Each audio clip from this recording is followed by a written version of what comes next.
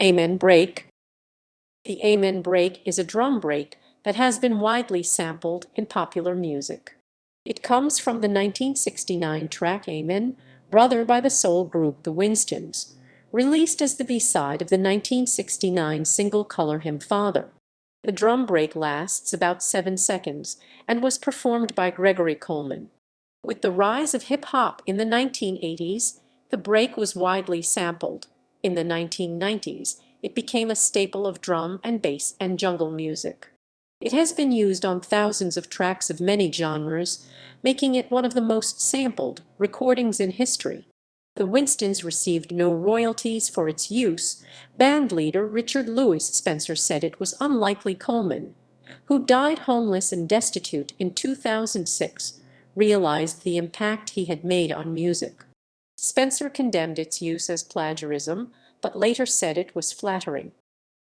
Recording, wording, wording.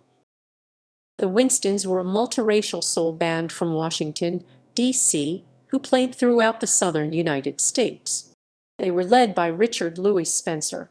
In early 1969, the Winstons recorded the single Color Him Father in Atlanta. For the B-side, they recorded an instrumental based on the gospel song Amen and a guitar riff Curtis Mayfield had played for Spencer.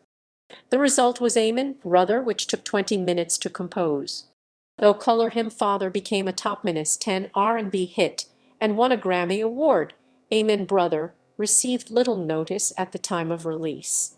The Winstons struggled to secure gigs in the South with their multiracial composition and disbanded in 1970. Drum break.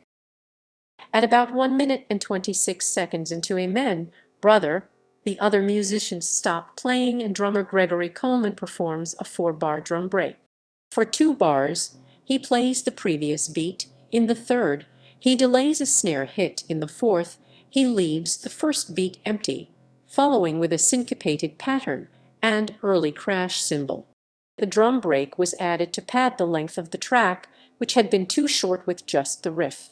Spencer said he directed the break, but Phil Talata, the only other surviving member of the band in 2015, credited it solely to Coleman. Sampling.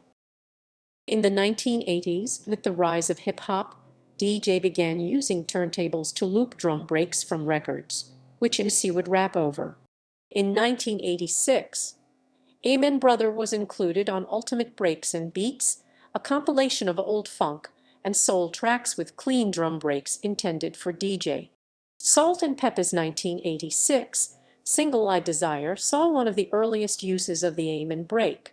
A number of releases in 1988 took it into the mainstream, including Straight Outta Compton by N.W. and Keep It Going Now by Rob Bass and DJ Easy Rock. In King of the Beats by Mantronix 1988, the Amen break is chopped up, layered and processed so that the drums became central to the track rather than simply a rhythmic bedding. The Amen break was widely sampled in British dance music in the early 1990s, especially in drum and bass and jungle. It has since been used on thousands of tracks, making Amen, Brother one of the most widely sampled tracks in history. It has been widely used across genres, including rock music by acts such as Oasis and television themes such as that of Futurama. According to Who Sampled, a user-generated website cataloging samples, the Amen break is the most sampled track in history, appearing in over 5,000 tracks as of 2021. Royalties. The copyright owner of Amen, Brother, including the Amen break, was Winston's leader Richard Louis Spencer. Neither he nor drummer Coleman received royalties for the break, and Spencer was not aware of its use until 1996, when an executive contacted him asking for the master tape. Spencer condemned the sampling as plagiarism and said in 2011, Coleman's heart and soul went into that drum break. Now these guys copy and paste it and make millions. However, in 2015, he said, "It's not the worst thing that can happen to you. I'm a black man in America, and the fact that someone wants to use something I created, that's flattering." Coleman died homeless and destitute in 2006. Spencer said it was unlikely he was aware of the impact he had made on music.